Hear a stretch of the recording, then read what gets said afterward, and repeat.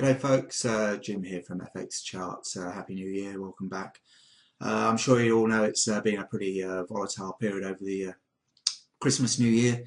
It looks like it's going to be another busy week ahead. We've got plenty of data coming out to keep us busy, so it should be an interesting start to the week. So I'll go straight into the euro and we'll have a look at that and the currencies against the US dollar. The US dollar actually looks as though it's got some legs. If you look at the dollar index chart on the website DXY, that looks like it's got some room for manoeuvre on the top side on both the daily and the weekly charts. So I think the dollar's looking reasonable early in the year, and that the European majors are going to come under a little bit of pressure. But anyway, as I say, we're going to have a look at the euro, and to start off with, let me just find a euro chart here.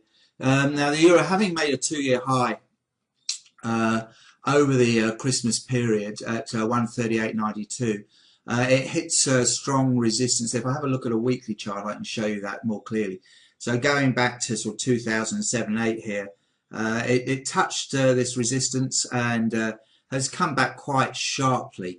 Now we'll go back to a 4-hour chart, and that's the top. It consolidated over the new year, but it came off further on Friday. Bernanke was speaking and was reasonably optimistic about the US economic growth outlook for this year. So the dollar did see some gains, and to me it looks as though we could put a bit of pressure on the downside here. And we're looking for a move to a sort of 135.25, and if that goes, then we're probably on our way down to the sort of low 134 area. In the meantime, the hourly charts are a little bit oversold and showing some minor divergence. So I wouldn't be surprised to see a bounce. My own preference is to sort of sell a rally here at sort of 136.5, 136.75, something like that, with a stop loss probably above sort of 137. Above this 61.8 line at 137.70.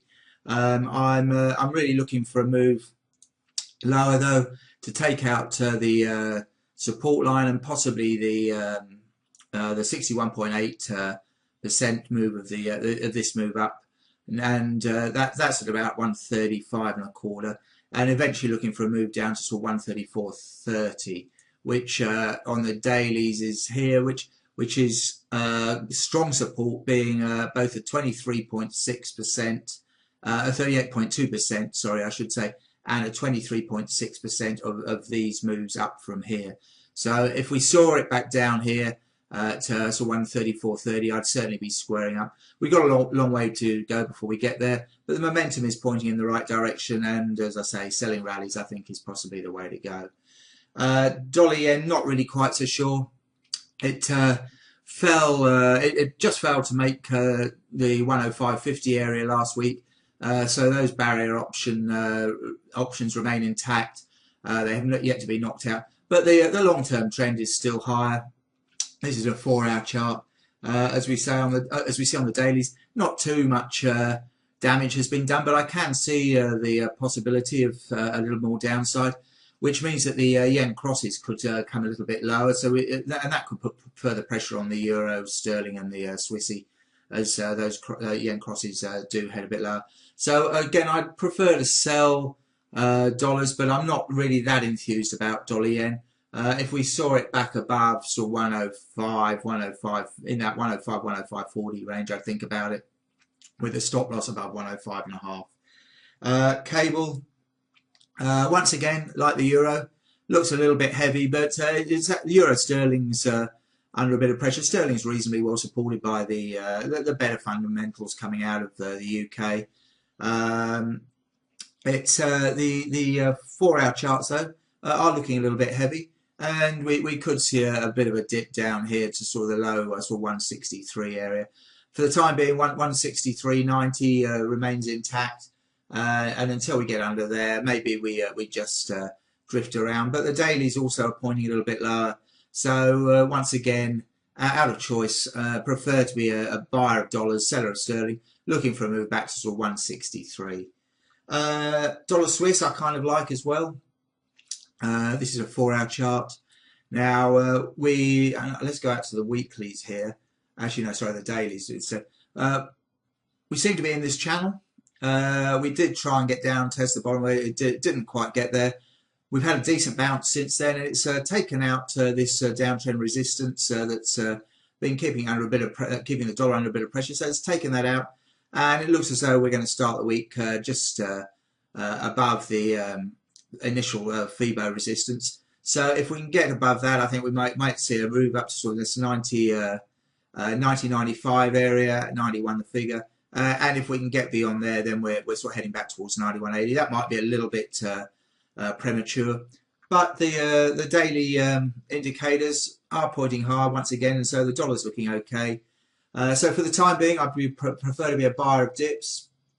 And as far as levels go, down towards this 90.15 area, this previous resistance now becomes support, down to sort of 90 the figure, just under 90 the figure, 89.85, something like that. So that's my dollar Swiss. The 4-hour charts are becoming a little bit overbought, so I do think we do have to leave room for a bit of a dip. But as I say, if we did get back down around here, I prefer to be a buyer. The Aussie. Well, the Aussie recovered. It's really traded sideways over Christmas, New Year, going nowhere fast. But having taken out 89.40, it headed higher on Friday to just above 90, 90.04 I think was the high, but came back to close pretty much at that level, and that's where it's opening this morning. So I'm not really sure on the Aussie. George Soros has been making comments on a possible downturn in China for 2014. And that might take a little bit of enthusiasm out of buying the Aussie early in the week. But the dailies do look as though they're trying to push a little bit higher. I'm not overly enthusiastic and still prefer to sell rallies. But we might see it back above 90 for a move to sort of 90, 60, 90, 70. And I think I'd probably be a seller around there. I don't think anything's really changed for the Aussie. And the greater downtrend still remains intact. And eventually I am still looking for a test of the 87.80 level, 87.60. It's being a previous low from a couple of years ago, down around here in 2009. So that 87.60, 87.80, if we see it, I'd be squaring up shorts for the time being. We're near the base of the long-term channel that that's held well over the last couple of years, so I wouldn't want to be taking that on too far down here. Kiwi, no real interest really. It's just chopping sideways. It does look as though we might have a little bit of a squeeze to the top side. The 4 hourlies are looking okay, and the dailies look as though they're trying to turn a little bit higher. But realistically, 83.20, 83.50, that looks pretty much the top of the range for the time being. And it wouldn't surprise to see another downturn later in the week. Having said that, the market is eyeing the chances of an RBNZ rate hike in the first quarter. So possibly if we do get back under 82, under here, then you'll probably see the bids coming in anticipation of a hike by the central bank, which may support the Kiwis. So possibly buying on dips, but ultimately I'll probably trade the range 83.50, 81 and sort of 70. The daily moving averages, the 100 days here now to 82 the figure, the 200 days at about 81.60. So they should provide reasonable support. So that's about it for today. We've got a busy week of data coming up. We've got what have we got? The German CPI and the Centex Investor Confidence Survey today out of Europe, and then we've got US factory orders and the non-manufacturing PMI. We've got the UK services PMI, and in Australia we've got both the Australian and the HSBC China services PMI. So that might create some volatility in the Aussie.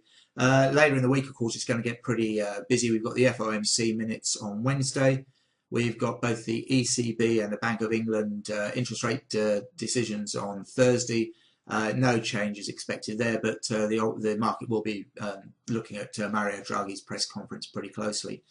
And on Friday, of course, we've got the non-farm payrolls and the US unemployment numbers. They're supposed to be, I think it's about 200,000. for the non-farms, and unchanged at 7% for the unemployment. So it's going to be a busy week. That's all for now. I'll do a video later in the day or in the week about a sort of longer term outlook for both the currencies and the crosses. But until then, have a good day's trading, and we'll talk to you later. Cheers.